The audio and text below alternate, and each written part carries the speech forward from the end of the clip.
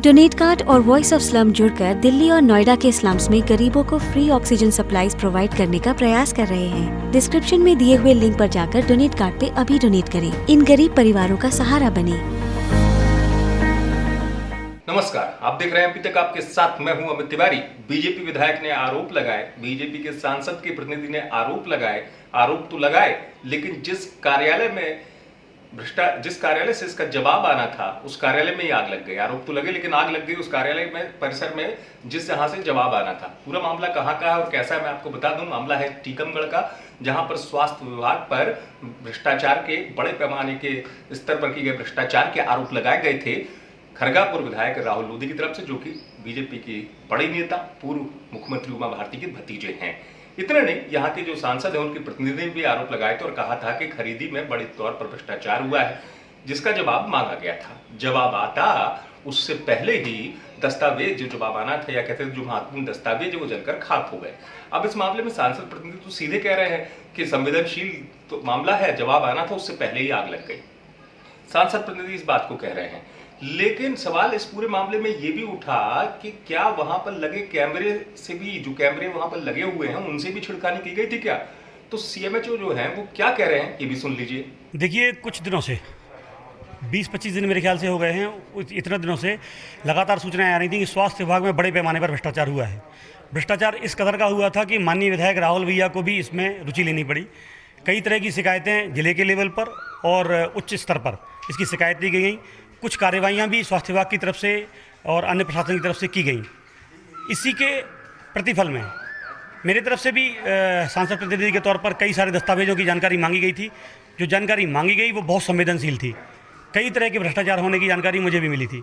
मैं लगातार दस्तावेज मांग रहा था और मुझे सोमवार मंगलवार तक दस्तावेज देने के लिए वचन दिया जा रहा था कि मैं सोमवार और मंगलवार तक हम ये दस्तावेज उपलब्ध कराएंगे। सोमवार मंगलवार आता, इसके पहले ये दस्तावेज नष्ट कर दिए गए। निश्चित तौर पर बड़े पैमाने पर भ्रष्टाचार हुआ है। दोषियों पर कार्रवाई होनी चाहिए। दोषियों को बचाने के लिए एक बड़ा षड्यंत्र है, क्योंकि एफएसएल की टीम ने कहा है कि यहाँ शॉर्ट सर्किट नहीं हुआ और इस पूरे परिसर में आज तक कोई आगजनी की घटना नहीं हुई। बड़ा सुरक्षित परिसर है। आग अगर लगी है तो ये आग सामान्य बात नहीं है, षड्यंत्र के तौर पर ये लगाई गई है और दोषियों को बचाने के लिए लगातार ये एक बड़ा षड्यंत्र किया जा रहा है। जी, अभी नुकसान का तो पता नहीं, कह नहीं सकते हैं। जब जो सामान, जो रिकॉर्ड आधा जला है वो इकट्ठा करवा रहे, दिखवाएंगे आज कितना जला है, और उसका कारण का भी अभी कोई कह नहीं सकते हैं क्या कारण है आग लगने का। और सुबह ये कह सकते हैं कि सुबह 4 बजे के आसपास आग लगी होगी, क्योंकि मुझे सुबह 5 बजे करीब सूचना मिली थी कि लगी है। दस्तावेज तो मुख्य रूप से जो बाहरी तौर से दिख रहे हैं वो PCPNDT एक्ट वाले कुछ कागज़ रखे हुए थे मुख्य गेट के पास में, वो हैं। और एस्टेब्लिशमेंट वाले सेकंड 2 वाले जो अलमारी में जो रखे थे रिकॉर्ड, वो कुछ जले हैं।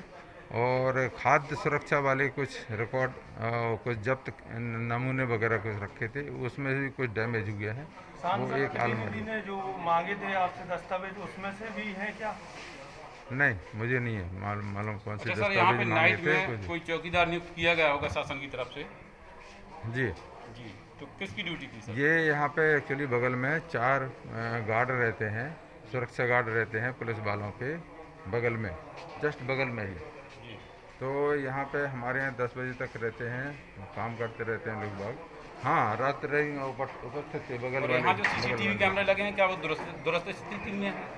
कुछ दुरुस्त स्थिति में है, कुछ है, और कुछ हमारे यहाँ कुछ दिनों पहले डिस्टर्ब कर दिए गए थे। डिस्टर्ब कर दिए गए थे सर? हाँ जी, हाँ, मैंने उनको ठीक कराने के लिए भी कहा है। कुछ ठीक हुए, तो इसका 2 ऐसे भी पड़े हुए हैं। उसको संदेह पड़ते हैं? नहीं, इससे कोई, मुझे नहीं लगता इससे कोई संबंध नहीं। आप ही कह रहे थे कैमरे खराब कर दिए गए, जानकारी मांगी। पहले एक कोई घटना हुई थी हमारे साथ, हमारे यहाँ पे, उसके संबंध में जब मैंने पूछताछ करी कड़ाई से, तो वो कैमरे कुछ गड़बड़ कर दिए गए थे। मैं जो भी इसमें देखेंगे, जांच होगी, अभी सब रिकॉर्ड, आधा जला रिकॉर्ड इकट्ठा किया जा रहा है।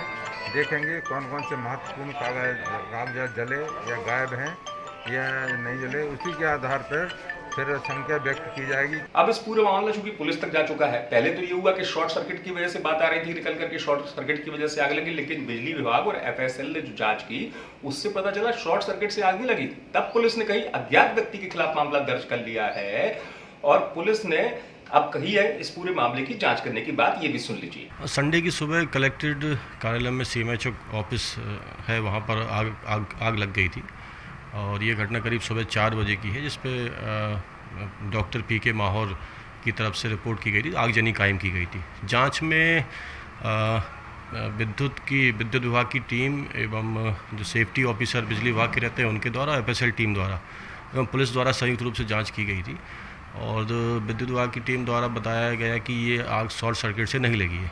पुलिस ने जो जांच की है उसमें ये पाया गया है कि शॉर्ट सर्किट से आग नहीं लगी, किसी अज्ञात व्यक्ति द्वारा आगजनी की घटना की गई है। तब उस पर हमने कल शाम को एक अपराध क्रमांक 166/21 धारा 436 और साज की संपत्ति हानि निवारण अधिनियम की धारा 3 के तहत प्रकरण पंजीबद्ध कर लिया गया है, जिसकी विवेचना की जा रही है। सर, आपके द्वारा वहाँ सीसीटीवी कैमरे से छेड़छाड़ के मामले में डीवीआर जब्त किया गया था, तो कोई लगा ऐसा कुछ? हाँ, डीवीआर को हमने देखा है, चेक किया है और उसके अंदर जो 4 कैमरे लगे हुए थे जिस जगह आगजनी की घटना हुई है वहाँ पर वो कैमरे बंद पाए गए हैं। पुलिस जांच करने की बात कर रही है, लेकिन कुल मिला के मामला कहां से कहां पहुंच गया ये आप सोचिए कि आरोप लगाए गए थे, इस बीच आग भी लग गई और जवाब आया नहीं। लेकिन अब फिलहाल इस बात को देखने वाली बात है कि पुलिस की जांच जो अज्ञात है वो अज्ञात है कौन और आखिरकार आग क्यों लगाई गई। टीकमगढ़ से आप तक ये खबर पहुंचाई हमारे संवाददाता सुधीर कुमार जैन ने। आप देखते रहिए MP तक।